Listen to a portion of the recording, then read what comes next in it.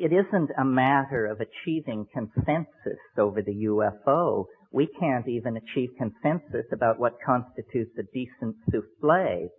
So this passionate desire to drag us all under the umbrella of a single explanation is, I think, missing the point. To my mind, if the UFO phenomena is something arising out of the superego of the human psychic organization, then we should ask why. What is it doing? And I don't want to sound like a public relations agent for Jacques Vallée, but to my mind, with the exception of Jung, Jacques is the only commentator on the phenomenon who has really pushed the frontier back. To my mind, in The Invisible College, when Vallée says, in looking at the effect, not asking the question, what is it, but what does it do, you very quickly see what the flying saucers are doing. What they are doing is eroding faith in science. They are an antidote to the scientific paradigm that has evolved over the past 400 years and which has led us to the brink of global catastrophe.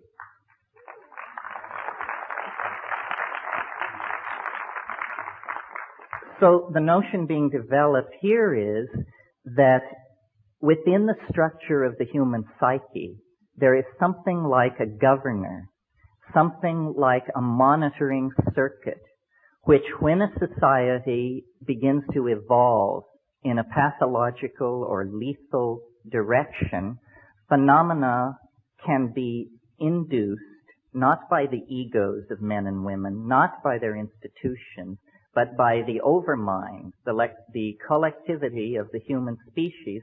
Phenomena can be induced which are so corrosive to the ideologies currently in place that their underpinnings are cut away, their validity is called into question, and their programs for social development and control are invalidated and destroyed.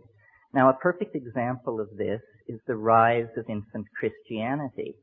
If you'll cast your mind back to the situation in the early years of the Christian era, and imagine the mentality of a Roman aristocrat, a person of power in Roman society. Their physics is drawn from Democracy and atomism. In other words, they are thoroughgoing materialists. Their social theory is drawn from Epictetus and Plato. They are, in fact, extremely modern people by our own standards. However, among the gardeners and kitchen help and stable boys, there is news of a momentous event in the Middle East. A Jewish rabbi has triumphed over death and risen after 3 days in the tomb.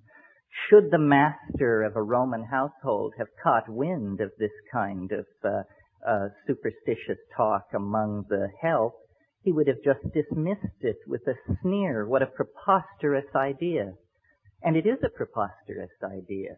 Nevertheless, the fact that an idea is preposterous has never held it back from making zealous converts.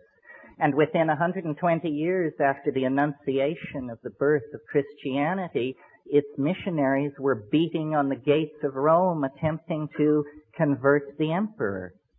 Now I see a similar situation in the modern context, that rationalism, scientific technology, which began and came out of the scholasticism of the Middle Ages and the quite legitimate wish to glorify God through an appreciation of His natural world, turned into a kind of demonic pact, a kind of descent into the underworld, a Nekeia, if you will, leading to the present cultural and political impasse that involves massive stockpiles of atomic weapons, huge propagandized populations cut off from any knowledge of their real histories, male-dominated organizations plying their message of lethal destruction and inevitable historical advance.